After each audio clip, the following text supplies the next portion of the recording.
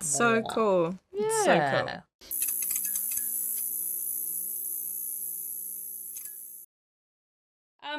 So Chloe, tell me more about yourself. Like, how is this your first feast? This is my first feast as an event organizer.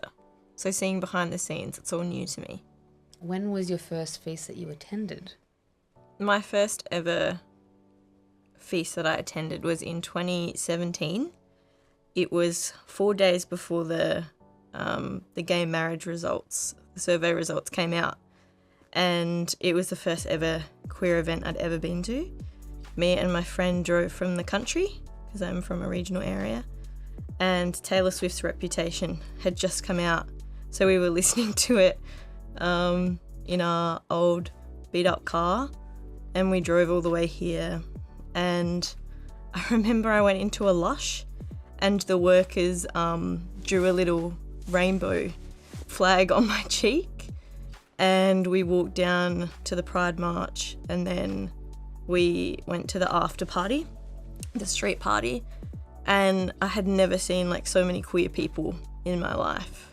So it was a pretty momentous occasion.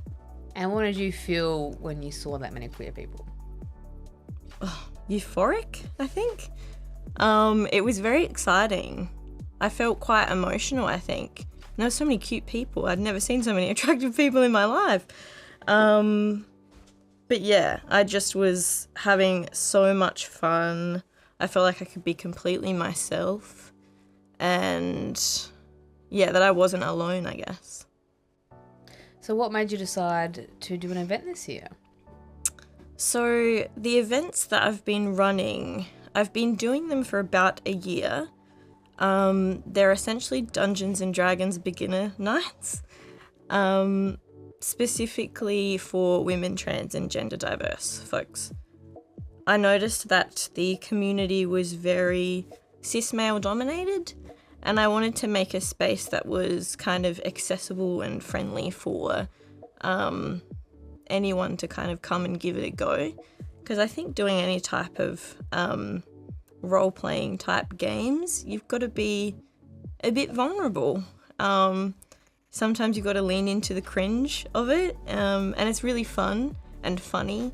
But yeah, I wanted to create a space where people felt like they could be totally unhinged if they wanted to, and it's become a really incredible community. And some of our regular attendees, you know, they may use pronouns or names that they've never been able to use elsewhere, so it's been really special. So for those that don't know what Dungeons and Dragons is, can you describe what it is and I guess what the attraction to it is? Because it's kind of got like a cult following almost. Yeah. So what are the things I like about D&D? So D&D is a tabletop role-playing game.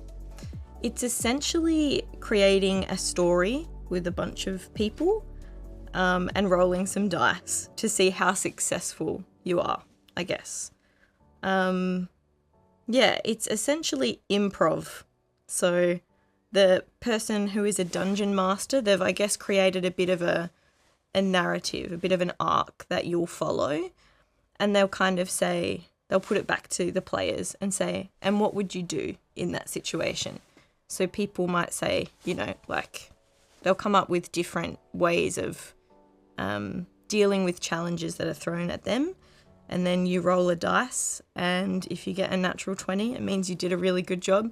And if you get a 1, it means you didn't do so good. And then some really funny stories are built in that. And it's just a great way to make friends. We've had several people find love at our events, which is pretty wild. And yeah, lots of people have made lifelong friends through it. So was just wanting to use, I guess, the Feast Festival for some more visibility around what we're already doing and bringing in more amazing people into the community. Queer stories matter because we can't be what we can't see. And I know that's a quote that we hear so often, but I think for me, coming from a remote community, I don't think that if I hadn't moved to Adelaide yeah, if I hadn't moved to Adelaide, I don't even know if I would know that I'm queer because there were just no queer people that were out in my small country town. And yeah, coming to Adelaide, it was just like so many doors had opened up for me. And I think being able to hear of other people talk to me about what their queerness meant to them, and all the different and beautiful ways that manifests, it made me realize that my experience wasn't odd or wrong. It was just different than other people's experiences. Yeah, so I think queer stories matter so deeply because they're vibrant and beautiful, and they show us a different way of looking at the world that I think can be incredibly expansive and transformative.